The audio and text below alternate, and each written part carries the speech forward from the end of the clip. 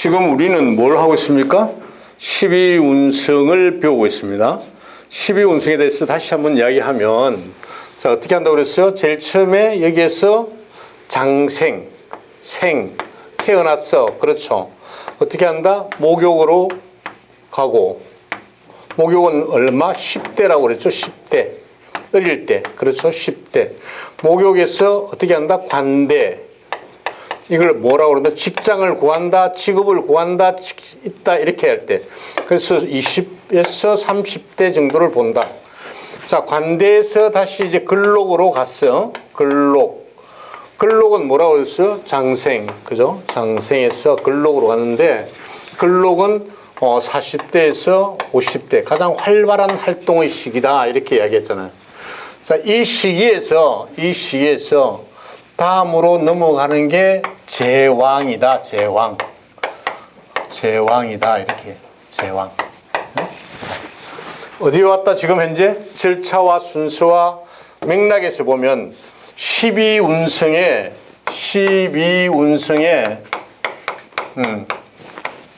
제왕을 설명하려고 한다. 제왕을 공부하려고 한다. 이렇게 이야기하는 거죠. 그죠? 정점이죠, 정점. 이거 하고 나면 뭐 한다고 그랬어요? 이렇게 추락하는 거지, 추락. 추락. 대통령이 되고 나면 뭐예요? 하야하잖아, 하야. 밑으로 내려가잖아. 그렇죠? 대기업의 큰 회사 사장이 됐다. 대표이사 됐을 땐 좋지만, 그거 하고 나면은 이제 한직으로 물러나죠. 그렇죠? 마찬가지입니다. 자. 우리가 이 제왕을 우리가 신살로 보면 장성살이라고도 한다. 12신살에 장성살이라고 하는데, 이 장성살은 뭘 의미하느냐 하면, 번영, 그렇죠. 명예, 뭐 이런 걸 이야기하는 거죠, 명예.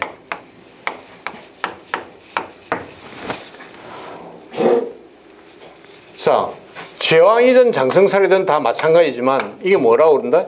인생의 어떤 삶을 살아가는데 인생의 최전성기다. 이렇게 이야기했죠. 전성기다. 그 다음에 어떤 자기가 능력을 발휘할 수 있는 능력의 최정점이다. 그렇죠. 정점이다. 그 다음에 뭐라 했어? 이때는 굉장한 왕성한 어떤 활동력을 갖고 있겠죠. 왕성한 활동력을 가지고 있다. 활동력을 발휘한다. 이렇게 이야기해요. 활동력을 발휘한다.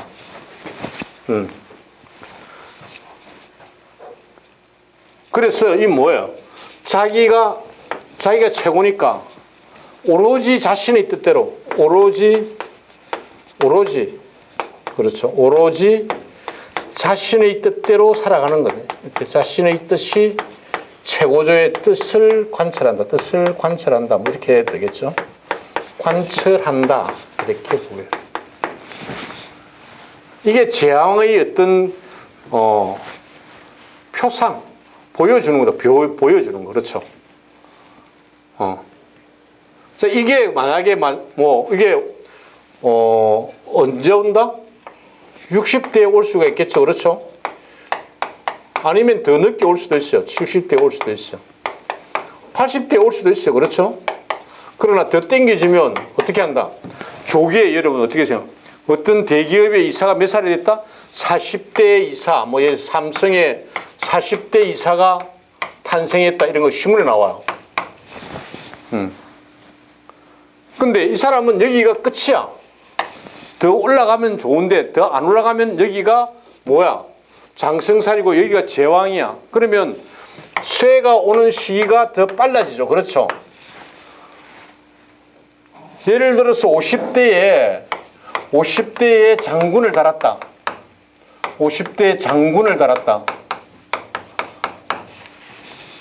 아니면 검찰총장이 됐다.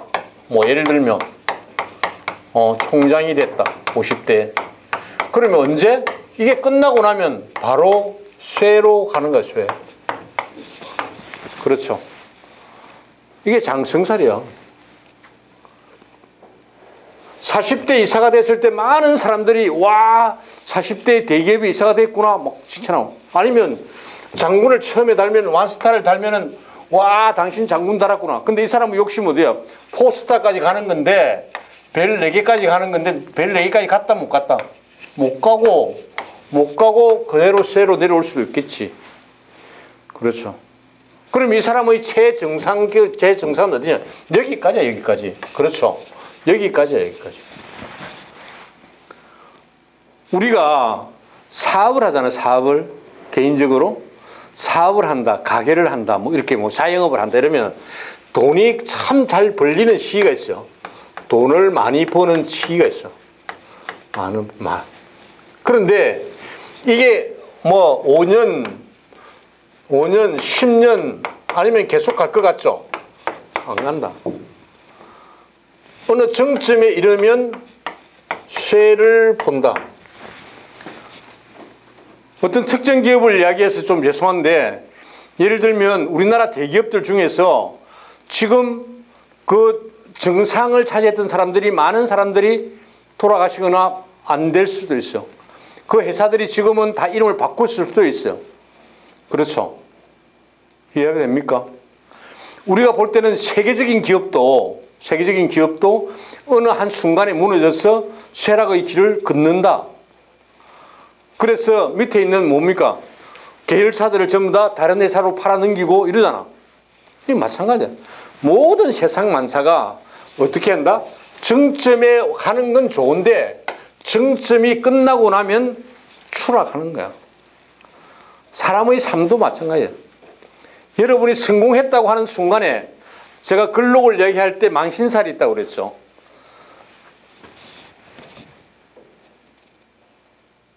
엄청나게 자부심을 가지고 내가 앞으로 승승장구할 것 같지만 거기에서 정점으로 가는 것은 얼마가 안 걸리지만 그 정점이 지나고 나면 바로 떨어지는 거예요.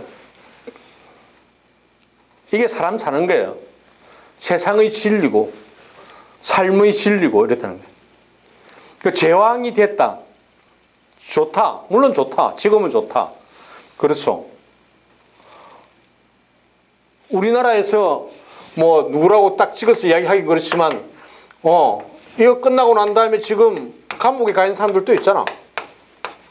그렇죠. 이걸 저는 항상 그런 생각을 합니다. 만약에 이분들이 어떤 정점에 올라가지 않았으면 지금 이렇게 했겠느냐, 감옥에 갔겠느냐.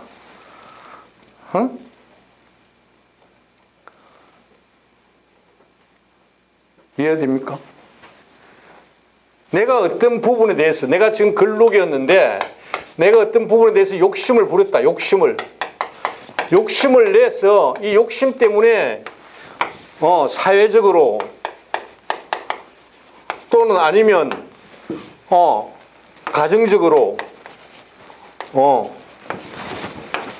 쇠락의 길을 걷는 사람들이 많잖아. 보이잖아요. 그죠? 그래서 근록이 됐을 때, 내가 근록이 있다고 해서 너무 폼을 잡으면 망신살이 오고, 제왕에서 내가 지금 최고라고 생각하는 순간 다음을 생각해야 된다. 쇠를 생각해야 된다. 이렇게 이야기해요.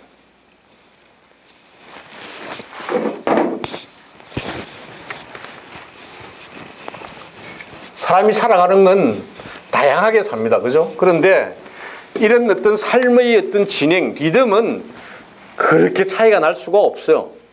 물론 조금 더 잘 살고 조금 더 할 수가 있지만, 좋은 집에서 좋은 음식을 먹는다고 해서 하루에 5끼를 먹는 것도 아니고, 좋은 집에서 산다고 해서 뭐 비를 피하는데 뭐 가만히 있으면, 물론 집에 있으면 비는 피하겠죠. 그렇죠? 그건 제가 비유를 잘못하는 것 같은데 그건 아니다. 제가 다른 이야기를 하나 해드릴게요. 가족이 아이 2이가 있어. 처가 있고 아이가 2이가 있어. 아이가 2명이 있어. 놀러 갔어요. 어디로? 대관령으로 놀러 갔어요. 차를 타고 차에다가 자리를 싣고 대관령 묵장 많은 데로 갔어요. 저 푸른 초원 위에, 그죠? 푸른 초원 위에 뭐가 있다? 아주 큰 나무가 하나 있어. 나무가. 그 나무 밑에 뭐가 있다? 나무에는 그늘이 있다. 어떻게 했어요? 이 사람은 이 그늘 밑에다가 뭘 친다? 자리를 폈어요. 이렇게 자리를 폈어. 자리를 폈어. 근데 내려서 도시락을 내리고 다 내려가지고 밥을 먹으려고 보니까 뭐가 있다? 여기에 막 지렁이 같은 게 굴러다녀. 왜? 소 키우는 데니까 지렁이, 뭐 벌레, 뭐 이런 게. 아이들이 뭐라 그래요? 아빠, 너무 더러워. 지렁이도 있고 너무 더러워. 다른 데로 옮겨요. 저쪽에 보니까 또 이런 큰 나무가 하나 있고 그 밑에 그늘이 있어. 야, 그럼 우리 절로 옮길까? 옮겼어. 여기에 자리를 폈어. 또 도시락을 내렸어. 그러면 여기에는 지렁이도 없고 벌레가 없을까요? 그렇지 않아. 여러분이 세상을 볼 때 재앙의 위치에 있다라고 해서 부러워하지만 사실은 그 제왕도 그 안으로 들어가면 뭐가 있다? 이런 벌레도 있고 지렁이도 있다는 거야. 삶이 그렇다는 거야. 여러분이 밖으로 보는 것만 가지고 야, 저렇게 하면 부러워할 필요가 없어요. 여러분 스스로에게 만족하면 되는 거야, 그냥. 이게 제가 사주명리를 배우면서 느끼는, 그리고 가르치면서 느끼는 저의 어떤 철학입니다. 그래서 저는 맨날 이런 이야기를 많이 해요. 제 휴대폰에다가 세옹지마를 써놓고, 그죠? 세옹지마라는 뭐 말 뜻은 여러분이 뭐 알 수도 있고 모를 수도 있는데, 세옹지마로 쓰고 욕심 부리지 말자. 욕심 부리지 말자. 남을 부러워하면 욕심 부리지 말자. 그게 자신에게 행복한 거예요. 남을 부러워할 이유가 없어. 제왕을 부러워할 이유가 없다니까. 이 사람은 언제 조금만 있으면 내려가는 거야. 어쩌면은 이게 내려간다는 건 어쩌면은 감옥을 갈 수도 있고, 어쩌면 사회적으로 망신을 당할 수도 있고, 가정이 파탄될 수도 있어요. 이걸 우리가 사주명리를 배우면서 공부를 하면서 우리가 느껴야 되는 거예요. 너무 옆으로 갔어요? 옆으로. 자, 이런 이야기를 합시다. 그러면, 자, 우선 어떤 이런 그게 있으면 기본적으로 어떻게 합니까? 이런 제왕을 가지고 있으면 어떻다? 제왕을 가지고 있으면 이 끝까지 올라갔잖아. 이게 유화독존이라고 그러지. 유화독존. 왜? 세상에 지가 제일 높은 줄 알아. 그죠? 그게 얼마나 갈는지 그건 자기도 모르면서 괜히, 그러지만 뭐 한다? 굉장히 사람이 적극적이고 자신감 있고 뭐 이렇게 해야 되겠지. 그렇죠. 또 긍정적이고 뭐 이렇게 우리가 보겠지. 긍정적이다 이렇게 보겠지. 이러한 사람들은 뭐 한다? 자수성가형이야. 자기에게 이런 어떤 근록의 어떤 거기에 기운이 있으면 어디 나가도 자기가 성공할 수 있다는 자부심을 갖고 있기 때문에 자수성가형이에요.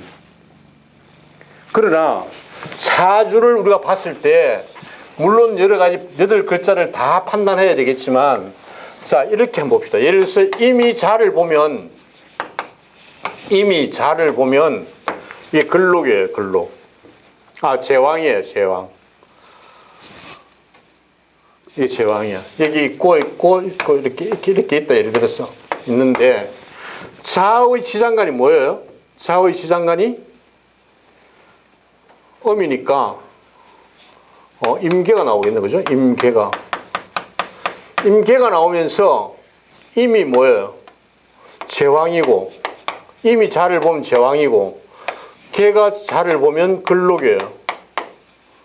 뭐가? 비견급제죠. 임은 임에게 뭐예요? 비견이고, 계는 임에 대해서 급제야. 비견과 급제, 이게 전부 다 근록과 재앙으로 내한테 영향을 미쳤다 이러면, 이게 만약에 여자다 그러면 어떻겠어요? 고집이 말도 못하는 고집이고 자존심이 말도 못하는 자존심이야. 절대 남에게 굽히지 않는다. 자, 여기에 남편이 있다. 남편이다. 그러면 남편이 어디에 들어가겠어요? 예를 들어서 토생금 금생수죠. 그렇죠. 토가 들어오겠지.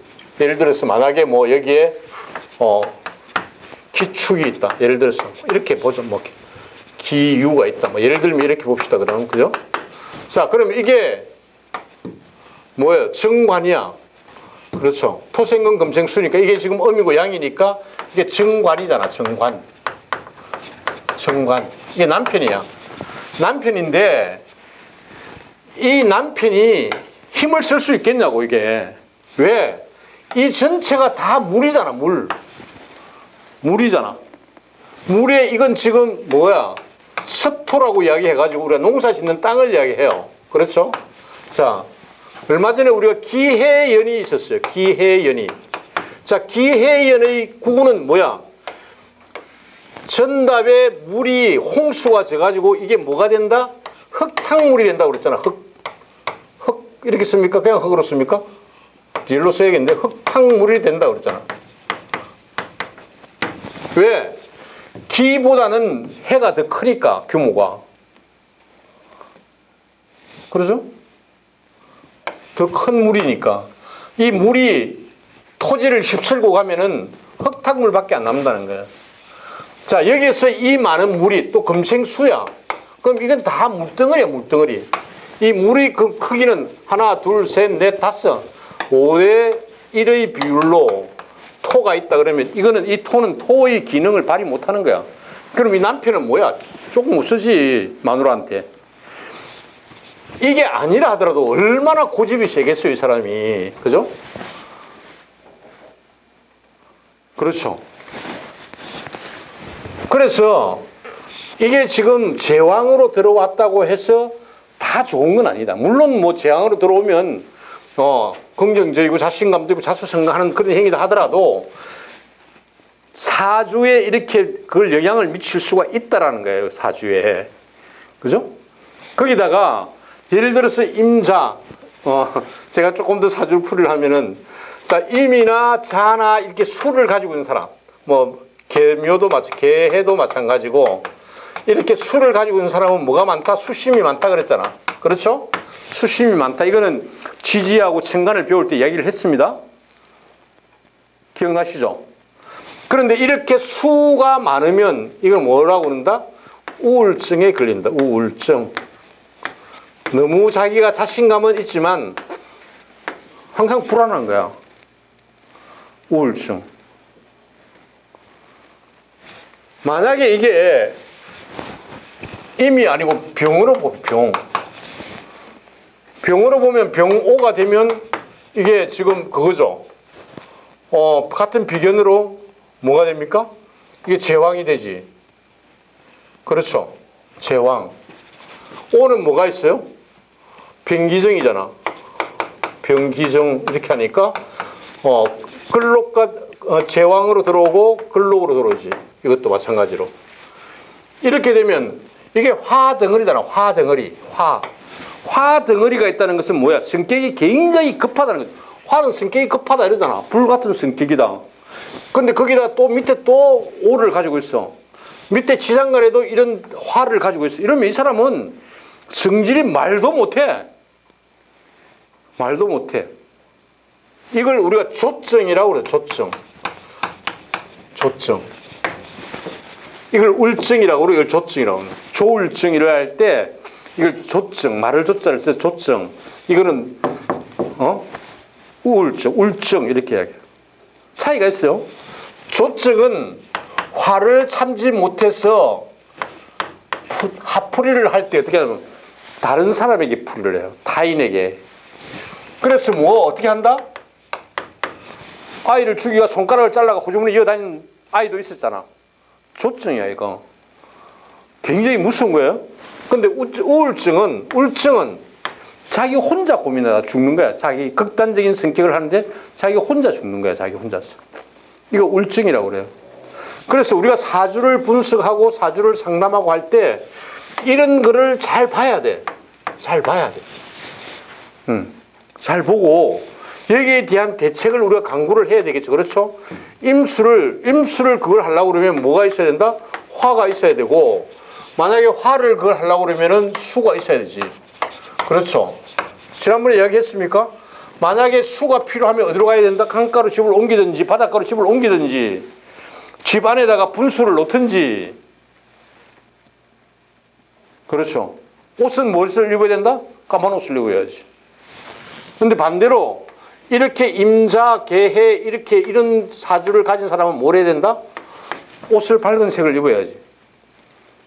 안에 속옷도 뭘 빨간 걸 입든지. 집에다가 뭘 한다? 큰 태양이 떠오르는 사진을 하나 갖다 응접실에 걸어 놓든지 뭐 그렇게. 수를 통제하는 게 토도 있어. 토. 그러면 뭐요? 집에다 옹기를 하나, 큰 옹기 있잖아요. 옹기에다가 뭘 흙을 가득 담아가 거기다가 이제 뭐 한다든지 이러면 그게 되겠지. 물을 통제하는 데 가능하겠죠. 그러니까 이게 우리가 사주를 보는 거거든요. 그래서 제가 여기에서 지금 이야기하는 어떤 12운승 아니면 앞에 것도 이제 물론 이제 나와서 이제 순서대로 쭉쭉 이야기하는데, 이런 것들이 우리가 생활 명리 다른 거 없어요. 이런 걸 우리가 예측해 가지고 그것을 특히 나쁜 운을 우리가 방지하고 아니면 좀 제어하고 조금 대처하고 이러한 능력을 기르는 게 우리가 명리학을 공부하는 거거든요.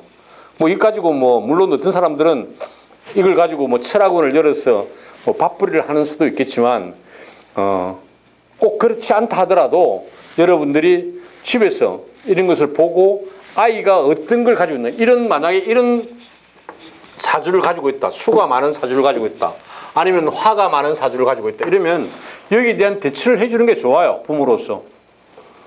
그래야 아이가 크잖아.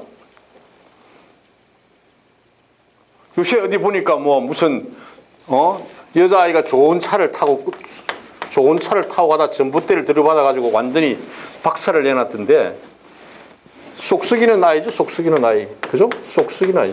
이 부모 속을 완전히 썩이는 거지. 차 사달라고, 그 좋은 차 사달라고, 물론 뭐 아버지가, 부모가 능력이 있으니까 사줬겠지만 그냥 가만히 있는데 사줬겠어요? 사달라고 졸랐으니까 사줬겠지. 결국 사줬어요. 어떻게 한다? 전봇대 들여받아 죽었다, 만약에 예를 들면. 그럼 뭐야? 이거는 속 썩이는 그 자식이지. 자, 이런 걸 우리가 방지를 하자는 게 우리가 지금 공부를 하는 목적이거든요. 자, 오늘은 제왕까지 공부를 지금 했습니다. 하고 이제 다음에 12운수의 제왕까지 했는데, 다음에는 뭐가 되겠습니까? 정점에 오르면 어떻게 한다? 추락한다. 추락하는 게 뭐야? 쇠다. 그죠? 이걸 나중에 그냥 반환사라고 그러는데, 뭐요? 반환사라는 게 뭐냐면은, 끝나고, 내가 뱃슬을 끝나고 말을 타고 말 안장에 앉아서 고향으로 돌아가는 걸 반환사라고 그래요. 크게 나쁜 건 아니에요. 쇠가 들어오면 아주 안정적으로 삶을 마쳤다, 이렇게 이야기하면 돼요. 추락하는 건 아니고. 자, 여기까지만 오늘 공부를 하겠습니다. 수고하셨습니다.